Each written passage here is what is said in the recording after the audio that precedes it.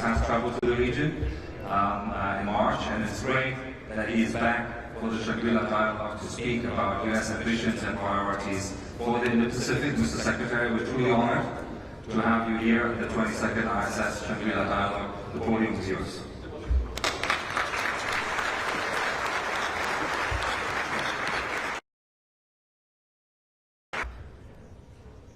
Well, good morning. It is great to be in Singapore. And Bastion, thank you very much for the warm defense leaders from across the Indo-Pacific and the world. And I want to thank IISS for hosting us this morning. As was mentioned, I'm certainly proud to be back in the Indo-Pacific Secretary of Defense. And I'm going to keep coming back and back and back again. You're stuck with me. But it's not just me. America is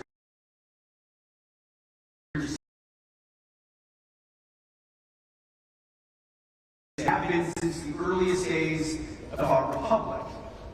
We will continue to be in Indo-Pacific for generations to come.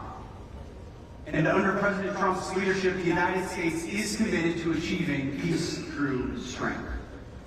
That starts with deterring aggression around the world and here in the Indo-Pacific, here in our priority theater, here with you and our partners. The United States stands ready to work with any country that is willing to step up and preserve the global and regional peace that we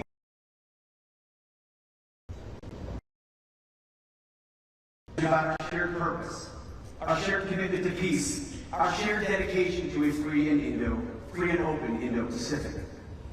So this morning, I'd like to share for the Indo-Pacific. You see, my job is to create and maintain decision space for President Trump, not to purport to make decisions on his behalf. Great military leaders from the United States military that our chairman of the Kane understands how to take a global look, globally integrate American interests and American power regionally and internationally. And of course, we're joined by our Indo-Pacific Commander Admiral Sam Paparo, America's fighting general in the Pacific. It is our job, the three of us and the entire Defense Department, to keep our military strong and create options. President Trump was elected to apply America First on the world stage. You know, getting a chance to watch him firsthand in the Oval Office and around the world is incredibly fortunate to have an American president with the combination of being a peace seeker and a strong leader. President Trump has the unique ability to make possible things that seem impossible, moving the Overton window. He's the ultimate deal maker. President Trump gave me a peace through strength. To accomplish this mission, our overriding objectives have been equally clear. Rebuild our military and reestablish deterrence. And it starts with a warrior ethos. All of us in this profession of arms understand that humans are far more important than hardware. So we're focused on lethality, meritocracy, accountability, standards, readiness, and warfighting. We respect human nature, hard training, and the lessons of history. Our combat formations will be trained and skilled. Our standards will be high and unwavering. If you can do the job, you'll be in our formation. If you can't, you are not. Colorblind, gender-neutral, merit-based. It's as simple as that. That is restoring the warrior ethos, and our troops in America are responding to it. Morale, recruiting, retention, readiness, training capabilities, all rapidly increasing thanks to President Trump's back-to-basics approach. Our second priority is rebuilding the military. We're equipping American warfighters with the most advanced capabilities so that we remain the strongest and most lethal fighting force in the world. President Trump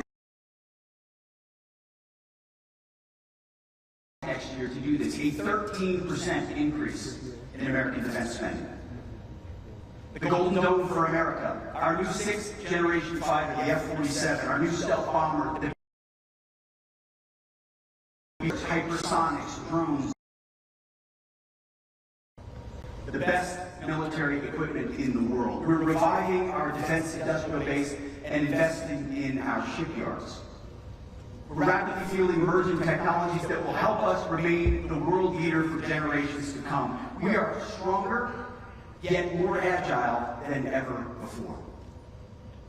When our opponents know that our military is armed with the most capable weapon systems, wielded by skilled warriors with the will to prevail, they are less likely to challenge us on the battlefield, which is the point. This leads to the third objective, which is reestablishing deterrence. Under the Biden administration, the world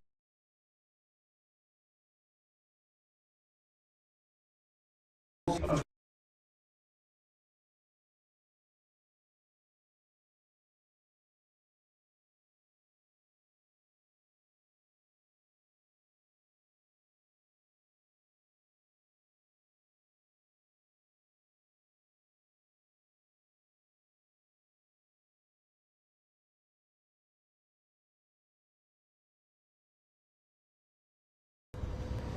and Secretary of Defense that was AWOL for a week. That ends now, not anymore. We are reestablishing deterrence around the world, but credible deterrence starts at home, like our historic Golden Dome for America. And it starts at our borders. Border security for us and for all of you is national security. So we've surged troops to our southern border, and we'll have 100% operational control of theirs soon enough. We spent 2 decades patrolling other borders. It's time to prioritize the defense of our own. We're also increasing security in the Western Hemisphere, taking back the Panama Canal from malign Chinese influence. It is key terrain, after all. China did not build that canal. We did. And we will not allow China to weaponize it or control it. Deterrence starts in our own backyard. But beyond our borders and beyond our neighborhood, we are reorienting toward deterring aggression by communist China. We'll talk a little bit more about that in a minute. But elsewhere and around the world, we are engaging with, enabling, and empowering our allies, sometimes with tough love, but love nonetheless. We're pushing our allies in Europe to own more of their own security, to invest in their defense, things that are long overdue. We still believe the N in NATO stands for North Atlantic, and that our European allies should maximize their comparative advantage on the continent. And thanks to President Trump, they are stepping up. An alliance cannot be ironclad if in reality or perception it is seen as one-sided. That is changing, and that is very important. And as our allies share the burden, we can increase our focus on the Indo-Pacific, our priority theater. You see, here in the Indo-Pacific, our futures are bound together. The prosperity and security of the American people are linked to those of your people. We share your vision of peace and stability, of prosperity and security. And we are here to stay. And as a matter of fact, we are here this morning. Somebody else isn't. But for a generation, the United States ignored this region. We became distracted by open-ended wars, regime change, and nation building. I had a front row seat as a soldier in Iraq and Afghanistan. These costly diversions lacked clearly defined goals, and were not tied to vital and core American interests. President Trump is changing that. We're not making the same mistakes, not this generation, and not now. We are done with that approach. We're focused on delivering for the American people, on safeguarding their security, on protecting their economic interests, and on using common sense to preserve peace in the Indo-Pacific.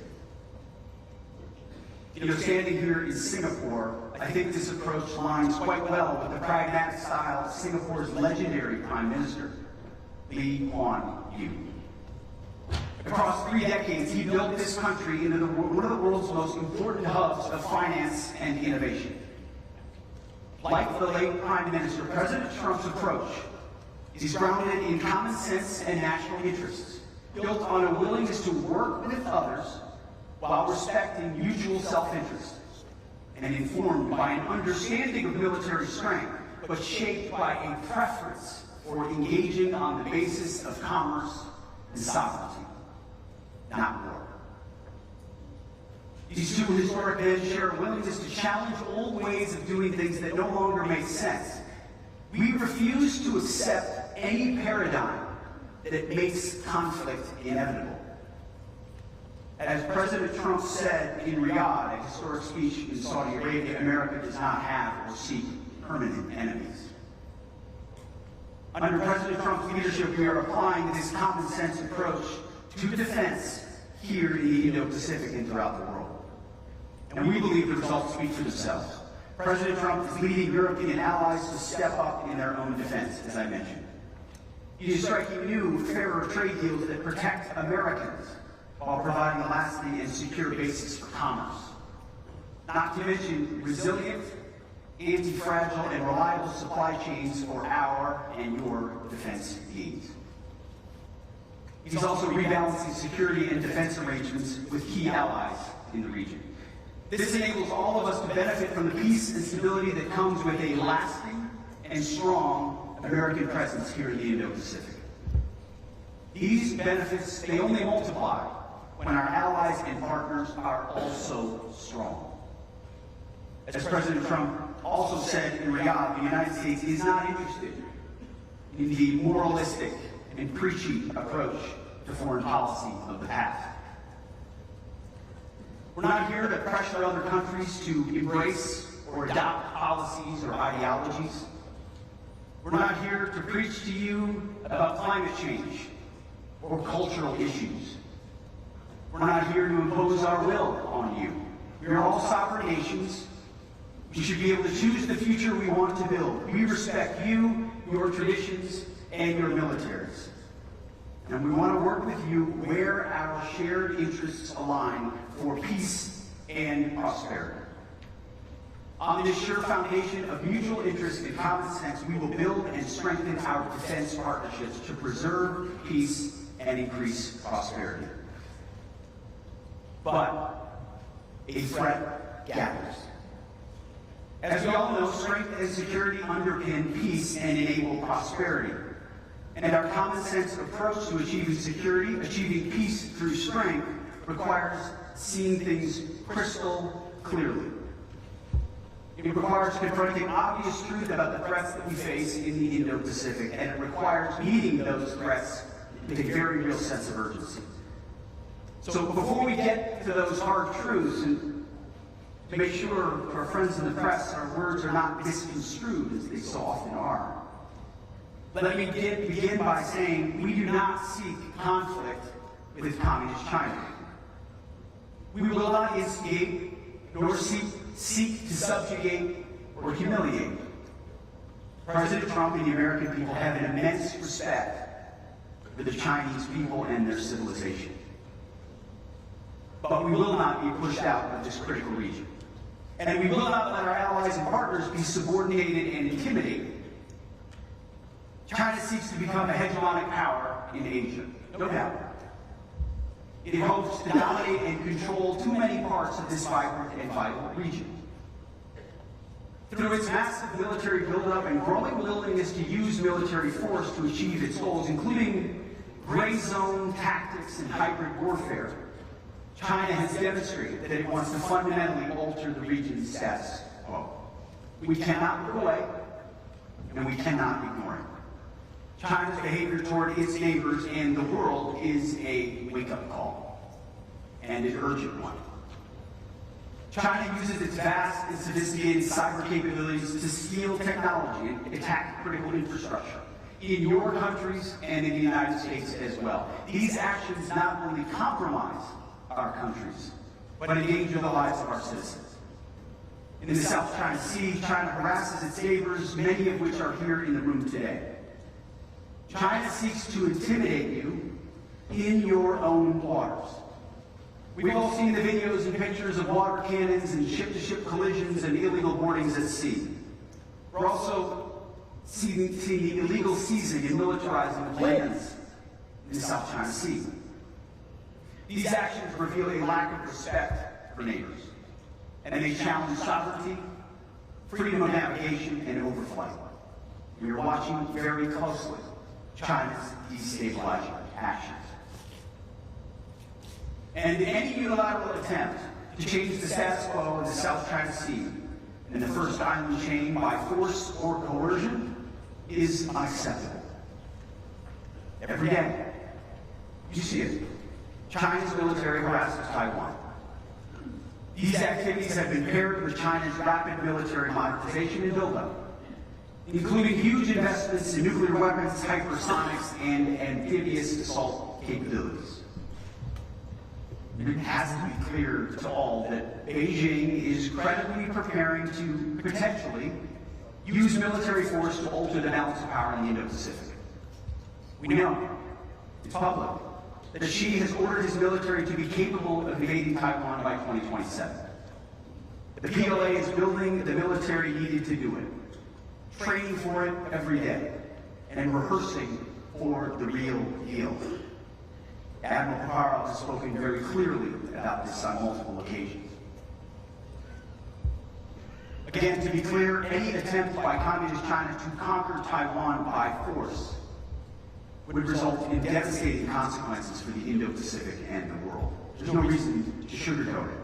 The threat China poses is real, and it could be imminent. We hope not, but it certainly could be.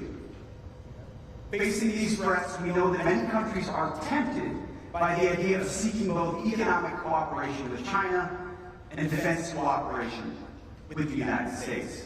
Now, that is a geographic necessity for many. But where are the leverage that the CCP seeks with that entanglement?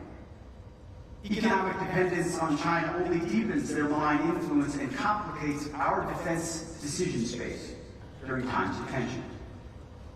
Nobody knows what China will ultimately do, but they are preparing. And therefore, we must be ready as well. Urgency and vigilance is our only option at the Department of Defense with our allies. Because the United States, especially under President Trump, does not seek war. We do not seek to dominate or strangle China, to encircle or provoke. We do not seek regime change, nor will we instigate or disrespect a proud and historic culture. We will be ready, but we will not be reckless. Instead, we seek peace. But we must ensure that China cannot dominate us or our allies and partners. Maintaining the status quo requires strength. That's just a rational, common sense goal that we should all be able to live with. President Trump has also said that Communist China will not invade Taiwan on his watch. So our goal is to prevent war, to make the cost too high, and peace the only option. And we will do this with a strong shield of deterrence forged together with you, America's great allies and defense partners. Together, we will show what it means to execute peace through strength. In many ways, seen and unseen, overt and covert. But if deterrence fails, and if called upon by my Commander-in-Chief, we are prepared to do what the Department of Defense does best, to fight and win decisively. And as I've said many times before, and it's important for this room to hear today, all the world, America first certainly does not mean America alone. Especially alongside so many of our allies, model allies like Poland, Israel, and the Gulf states, the Baltic states. And it does not mean ignoring the world. As you have all seen, President Trump is committed to a lasting, durable peace in Ukraine. and with an unwavering commitment to ensure Iran never has nuclear weapons. He seeks a strong and verifiable negotiated deal. The other option is regional war, or worse.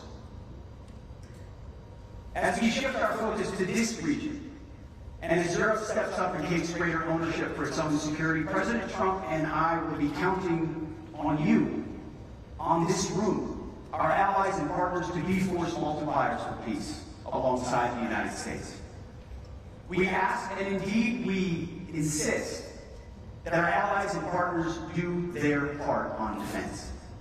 Sometimes that means having uncomfortable and tough conversations.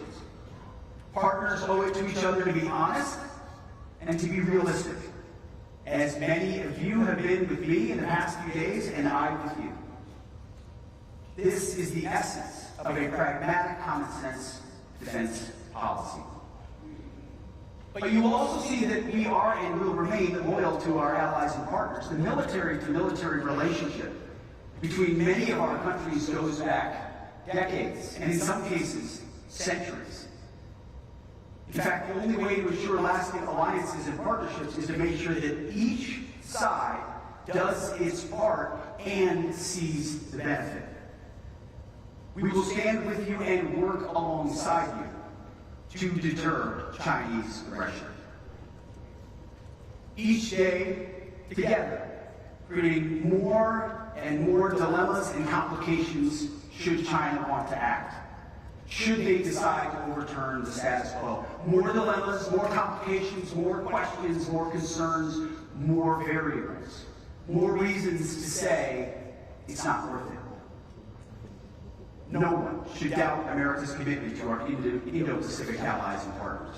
We will continue to wrap our arms around our friends and find new ways to work together, not only our treaty allies here, but also our key defense partners in ASEAN and across the Indo-Pacific.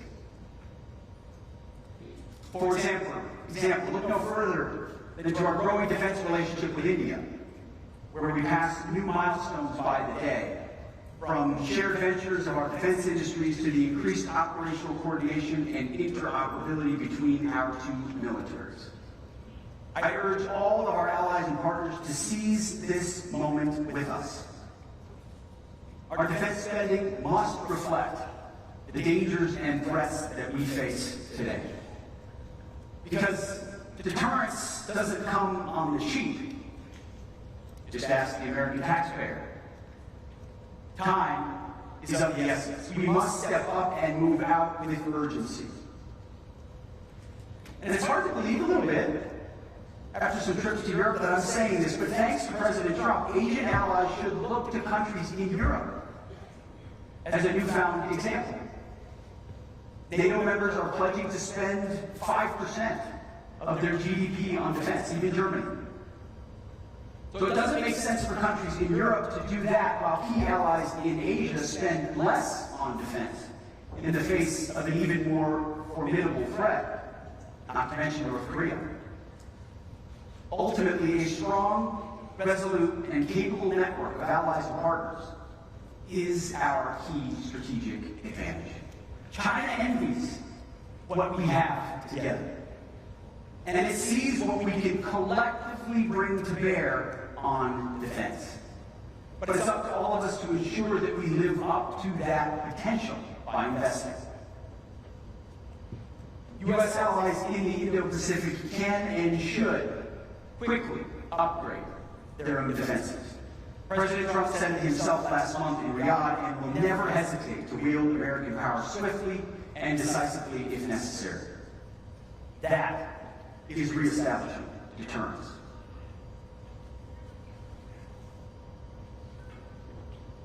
So we're doing this here in the Indo-Pacific in three distinct ways. And forgive me as I go into a little bit of detail. First, by improving our forward force posture. Second, by helping allies and partners strengthen their defense capabilities. And third, by rebuilding defense industrial bases. So first, the Defense Department is prioritizing forward posture, combat-credible forces in the Western Pacific to deter by denial along the first and second island chains. In my first trip to the Indo-Pacific in March, I traveled to the Philippines to meet with President Marcos and Secretary of National Defense Teodoro. While there, we announced our commitment to deploy more advanced U.S. military capabilities to the Philippines. We announced the inaugural overseas deployment of Nemesis, a U.S. Marine Corps mobile anti-ship missile system to the Philippines.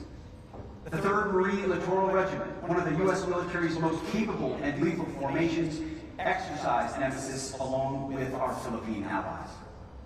Together, we deployed the system to the Batanes Islands on the Luzon Strait between the Philippines and Taiwan. This enhanced our interoperability and improved our readiness on cutting-edge platforms, where we need them and when we need them. We also announced that the U.S. Special Operations Forces and Philippine Marines are training together on complex landing scenarios in the Batanes Islands. This demonstrates that our forces can conduct high-end operations in the most challenging of environments. I also had a chance to visit Tokyo and meet with Prime Minister Ishiba and Defense Minister Nakatani. We announced that we're upgrading U.S. Forces Japan headquarters. This is about warfighting and deterrence, as well as common sense. Upgrading USFJ demonstrates the significant work of the U.S.-Japan alliance as it evolves to emerging threats. It also reflects the progress the alliance has made toward improving interoperability and strengthening Japan's capabilities. And this summer, the U.S. Army has plans to conduct its first ever live-fire test of its mid-range capability system in Australia. This will be the first time that system is fired west of the international date line. The first time it's been tested on foreign soil. Deployments like this represent a commitment to the region, and there are many more planned. On the home front, the Golden Dome for America will protect the U.S. homeland against a catastrophic missile attack by adversaries. We will strengthen missile defenses for the U.S. homeland as we look for ways to improve regional missile defenses right here in the Indo-Pacific. We're also using regional integrated air and missile defense, and we're deploying several key missile defense technologies and data sharing partnerships with Japan and Australia, leveraging America's best-in-class technologies to strengthen regional air and missile defense architectures. Second, we're supporting allies and partners as they strengthen their own defense capabilities and capacity. We want to empower you as partners, not dependents, to work more capably with the United States. We're working to rapidly deliver the kinds of off-the-shelf, innovative, autonomous systems for which the American defense industry is renowned. It's why the Department partnered with U.S. industry to launch the Maritime Security Consortium. This consortium will build and sustain maritime domain awareness to deliver real operational effects by employing unmanned aircrafts and vessels. These capabilities, delivered quickly and at a lower cost, give a cutting-edge advantage to the hands of warfighters and our defense partners in Southeast Asia. A critical part of working with our partners is increasing interoperability, learning how to sail, fly, and fight as one. This year's Balikatan exercise in the Philippines was the largest ever. In the South China Sea, we continue to conduct regular maritime activities alongside Australia, Japan, and the Philippines. We're also expanding our security partnership with India through robust military exercises like Tiger Triumph. And we're also amplifying cooperation within the Quad and other multilateral frameworks. Within the Quad, we're also leading an initiative called the Indo-Pacific Logistics Network, enabling Quad partners to leverage shared logistics capabilities in the Indo-Pacific. You know, they say rookies talk strategy, pros talk logistics. And we're grateful for the opportunity to train with all our allies in the region in other exercises like Talisman Sabre with Australia and Cobra Gold in Thailand. These exercises enhance our lethality while improving our readiness to respond at a moment's notice. And that was certainly put into practice last March with the Thai military in response to the earthquake there. Flying and sailing and operating together in peacetime ensures we are prepared for the unexpected. And third, We are revitalizing our defense industrial bases and reallocating resources toward the most lethal and effective capabilities. We're doing this because the success of the warfighters requires it. It's one thing for an adversary to see multinational forces operating together in exercises. It's another thing entirely for that same country to see an integrated defense industrial base supporting those forces and standing ready to keep them in the fight. That's why we are pleased to endorse the Partnership for Indo-Pacific Industrial Resilience, also known as PIPER, a U.S.-initiated multilateral forum of 14 allies and partners working with industry, capital providers, and key non-governmental stakeholders to strengthen industrial resilience, expand our capacity, and accelerate deliveries. So today I'm proud to announce the first PIPER project. The first project plans to establish repair capability and capacity for P-8 radar systems in Australia. It will also enable Indo-Pacific allies and partners operating the aircraft, including New Zealand and the Republic of Korea, to repair aircraft within the region, rather than relying on single repair sources in the continental United States. The second is a project that will develop standards for small unmanned aerial systems across the Indo-Pacific, identifying secure sources of production for their critical components and increasing global supply chain resilience for these essential systems. Similarly, we are working through our regional sustainment framework to do things like expand existing contracts for U.S. Army watercraft repair. The goal of this initiative is to bring in more providers and expand existing repair capability more broadly across the Indo-Pacific. We'll also use our allies' world-class ship repair capabilities to enhance the U.S. Navy's operational effectiveness to save taxpayers money. These moves will strengthen regional resiliency by increasing access to repair capabilities in theater and reducing dependency on faraway supply chains. We're deepening our cooperation with Australia's guided weapons and explosive ordnance enterprise with historic momentum and purpose. This work secures our technological edge and makes our munitions supply chains resilient. In the last 2 months, we've reached an agreement for Australia to produce 155mm ammunition and to assemble guided multiple launch rocket systems, or GMLRS. These steps enhance our readiness and facilitate upgrades to our collective defense industrial base. And we're working with India to co-produce equipment needed to deter aggression. And this includes negotiating an agreement to bring our industrial bases ever closer. Last month, we held our first ever U.S.-India industry government experts exchange to produce and field state-of-the-art autonomous systems as part of the U.S.-India Autonomous Systems Industry Alliance.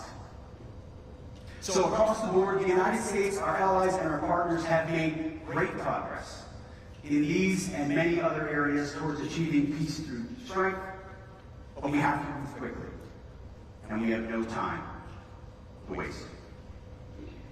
So as I conclude, it is with sage leadership and strategic vision and a sense of urgency that Lee Kuan Yew turned Singapore into one of the world's great success stories.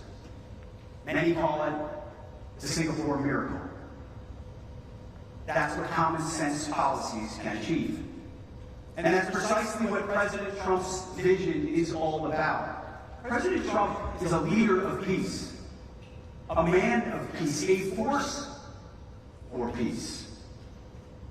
And together we will achieve that peace through strength, reestablishing deterrence, sharing our burdens, multiplying our strengths, reinforcing our great alliances, respecting our cultures, not starting wars but preventing them, and building a better future for our nations, for our mutual benefit.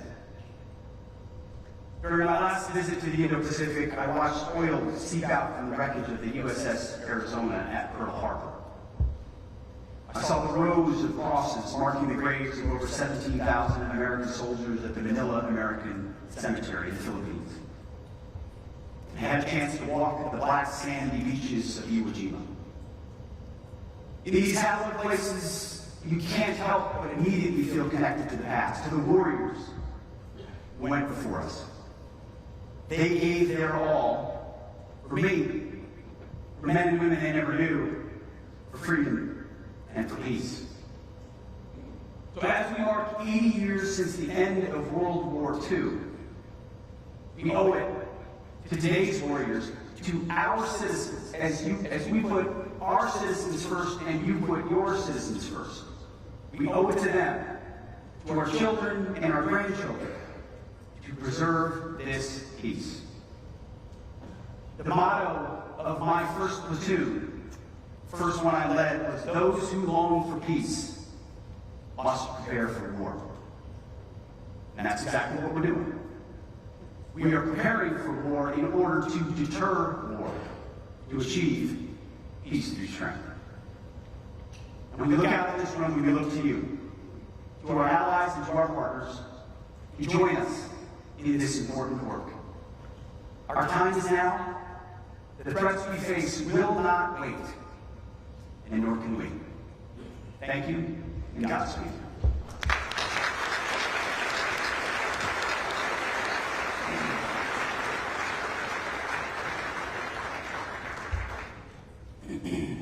Secretary, thank you very much for what I think much rightly we described a major statement of policy and outlining the vision for the priority theatre, as you called it, and offering everything from the overall ambition to the detail of how the U.S. Department of Defense under your leadership goes about this task.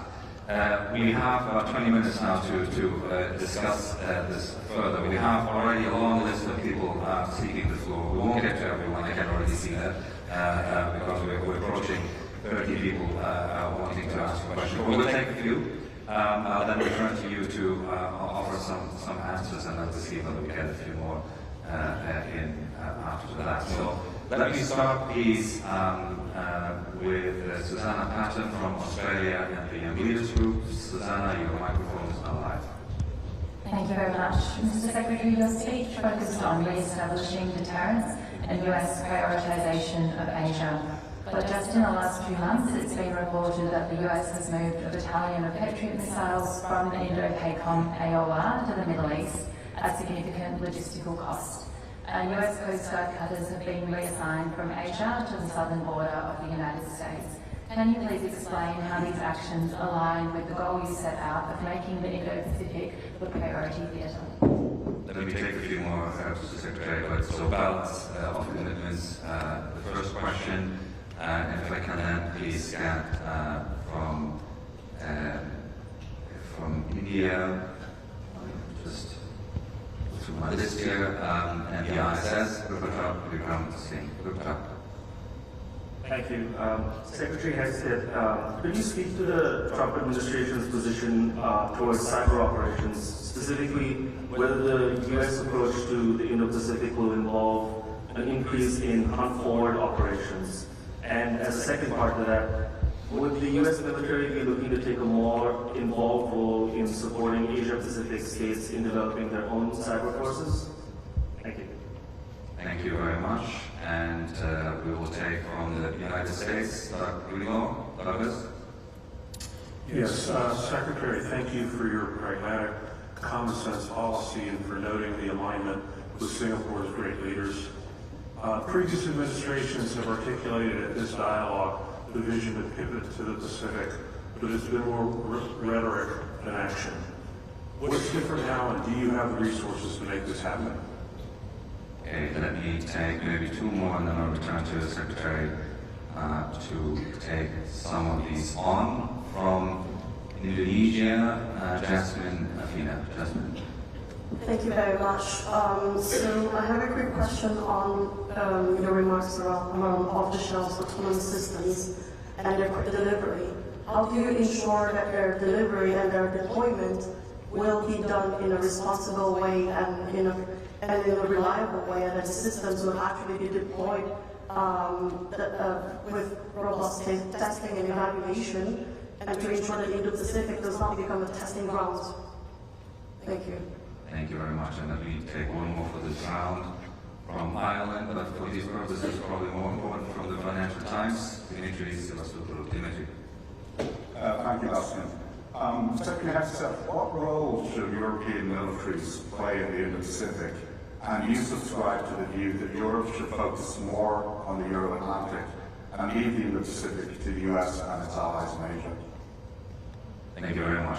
That's a lot to tackle, so I'll give you a few minutes to address those and we'll take you. Well, the opening question is a very good one. It's a fair one on when an incoming administration comes into the world the way that it is, the existing set of threats, and I mentioned deferred maintenance, and as a result, we're never would and have not turned our back on existing relationships, existing responsibilities, existing threats. So when it comes to the very tailored operation we had against the Houthis, which easily could have expanded into something else if we did not maintain focus on what the end state was. Freedom of navigation was our goal from the beginning. We used unrelenting military force to execute that, provided capabilities in order to protect our troops and forces in the region in the process, which requires some trade-offs, but intentionally kept the scope narrow so that it didn't spiral into something bigger, and we could ensure we maintain combat power or other potentialities. We stand prepared to ensure that Iran does not get a nuclear bomb. We're committed to peace. We believe that's the most fruitful process, and there have been great signs. But it would be irresponsible for the Department of Defense not to posture to protect our forces and our allies and our bases in the region. So that requires trade-offs in the short term. But that's our job. That's our working with the Chairman of the Joint Chiefs and others to ensure globally we're looking at the entire picture and allocating resources at certain times in certain places with a specific end state, with an understanding that eventually we need to make choices that shift to our priority location. I'll note that the border, from our perspective, our border is not a deviation from that at all. President Trump has made that key from the beginning, securing our skies, our southern border. When you have 21 million people whose intentions you don't know what they are, enter your country, we call that an invasion. That's unacceptable, and that's why we focus on that from day one, and we will use all resources necessary to secure that southern border. Another question was about cyber. It needs to be fully integrated into how we operate. I can't tell you how often Admiral Picaro brings that up, both in forward and defensive, offensive and defensive capabilities, training, working together at the request of allies and partners who seek that capability, and then many of which have capabilities that are a multiplier effect for ours. So it is central to how we look at the world. It has to be in a world of asymmetric threats, in the world of space, in the world of cyber. Those domains are the front lines, especially in the gray zone asymmetric hybrid warfare scenarios that I discussed and touched on briefly. I think the other question was about how do we operationalize that pivot. You do it by going there, by investing there, by exercising there, by training there, by pouring resources there, by looking at your force posture around the world, which we're reviewing, and a force posture that needs to meet the threats of today and going forward. That's my job. I understand there are a lot of reasons why U.S. troops may be in a certain place. And those are good reasons. Reasons grounded in threats, relationships, alliances, all of which need to be taken into consideration. But if you're looking at it through the lens of America first, not America alone, and peace through strength, practically, we need to be able to review those postures and pivot accordingly. And we try to be open and transparent with our allies and partners in the process. Certainly our friends in Congress as well. Foreign military sales, I believe that was the fourth question, was touched on capabilities, making sure that the Indo-Pacific does not become a testing ground. That's certainly not our goal. However, we've learned, as so many of you have, from the conflict in Ukraine, that warfare is changing rapidly. It's iterating in real time. So this idea that we can conduct defense procurement the way we have in the past, waiting months and months and years for the perfect system that delivers 5 years down the road, over time and over budget, it's not possible. So we're working with our partners, not just in the Indo-Pacific, but around the world to rapidly field emerging technologies, which we think makes us more likely to deter adversaries. And then the fifth question was? Europe's role in the region. Oh, yes, a big one. And I think there are understandable reasons why other countries would take a different view. I mentioned it briefly. I think Europe's comparative advantage powers in Eastern and Western Europe is the defense of that continent. I think investing in those capabilities has a very real deterrent effect on the continent. We welcome that. I've also had a lot of ongoing conversations with our military leadership in the Indo-Pacific, and there is something to be said for the fact that China calculates the possibility and does not appreciate the presence of other countries on occasion or as part of the dynamics or decision-making process. And if that is reflected in their calculus, then that's useful.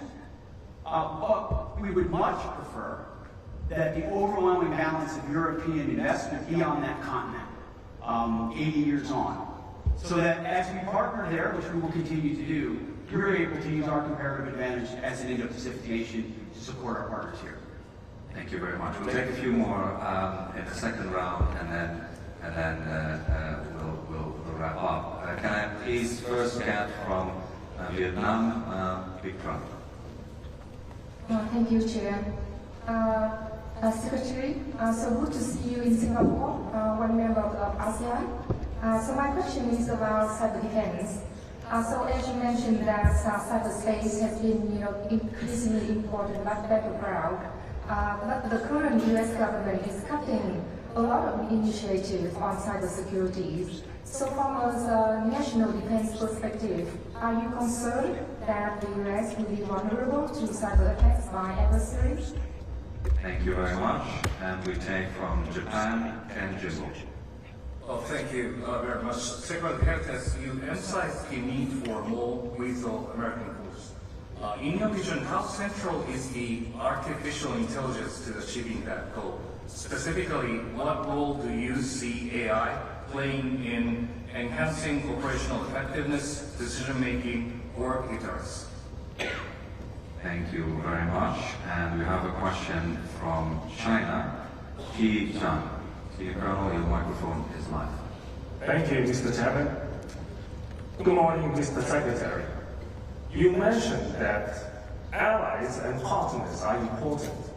However, in recent years, when the United States set up multilateral alliances or frameworks in this region, such as Quad and AUKUS, it did not include other countries. So if there are differences or disputes between U.S. alliances and ASEAN, which side do you choose? Do you support ASEAN centrality? If so, how can you ensure ASEAN centrality in this way? Thank you. Thank you very much. Now we take from the United Kingdom, Sir Tom Leggett. Tom. Mr. Secretary, thank you. China seems to me has an asymmetric strategic advantage through its dominance of critical mineral refinement and supply. How might this affect the U.S. goals for your defense industrial base and production of next generation military equipment? And how do you intend to neutralize this particular Chinese advantage? Thank you very much, Tom. Let me take one more, and then we'll close it and let the Secretary respond. If we can please have from Malaysia, Fikri Rahman. Thank you. It's interesting you mentioned on the economic interest and common sense. In this region, I think security and economy is deeply connected, and this region has been anxious of the President Trump's tariff. So how do you offset that? Thank you. Thank you very much. So again, a rather rich menu for you to get into. Again, the vulnerabilities, cyber attacks, how AI and other technologies pay into more lethal force posture, and then there's the balancing alliance that you've got to get. Over to you. With the first question, I guess I would just take issue with the premise of the question. every single day inside the Pentagon. We're not cutting cyber, we're enhancing it, we're enabling it, we're recognizing the centrality and the importance of it. So I would just disagree with that and say that across the spectrum, both how our services train and equip, but also how our COCOMs or combatant commanders are looking at the fight is central to it. The role of AI, same thing. I've been trying to be very careful about how we engage with industry partners. We're trying to open the doors to non-traditionals. A lot of the defense contractors who have not been traditionally part of the conversation, who have commercial capabilities off the shelf, that have open architecture, that can more rapidly field, that have made their own investments, and are willing to present capabilities to the Defense Department that we didn't pay for in the firsthand, but we are quite important to how we might operate. AI is central to that. I mean, the countries, the alliances that embrace the ability for what AI can do inside the common operating picture, in command and control, in rapidly synthesizing intelligence, it's a game changer. Not just for us, but for any country that can field it properly, and with an understanding of how wielding it makes you faster and more lethal in real time. So AI is something we are focused on a daily basis at the Pentagon and looking to integrate throughout our formations. I appreciate the question from China. I would simply say, and welcome that dialogue and conversation, by the way. I would simply point to the countries we've engaged with here, whether they are part of ASEAN, whether they are part of AUKUS, any of those architectures. We are not going to look only inside the confines of how previous administrations looked at this region. I think you saw in my remarks intentionally, we're opening our arms to countries across the spectrum. Traditional allies, non-traditional allies, some of which can be overt, others of which are more covert, some of which are near and far, more direct or logistics oriented, but grounded in mutual self-interest, in respect for those organizations, the capabilities that we want to bring to bear, and the realism of what we can do together. Not promising something in the far future that sounds great on a PowerPoint or at a ISS forum, but honest conversations about brass tacks, hard power, military capabilities that would be needed to be brought to bear. If and when, unfortunately, there were a contingency, which, as I hope I made quite clear, is not something we seek. Critical minerals, I would call that a sort of Operation Warp Speed for us, and for everybody, not just the United States. Where we source munitions, critical platforms, is important. And from our Deputy Secretary of Defense throughout our department, it's very important, and we're actually moving out quite rapidly on it. And the last question on tariffs, I'm happily in the business of tanks, not trade. And I would leave that discussion to the man who knows how to do it best, which is President Trump. Right-sizing relationships and ensuring that our trade is balanced. And I think that's good for us, for all countries, when we do that. Secretary Hegseth, thank you so much. That takes us to the end of our session. Thank you very much.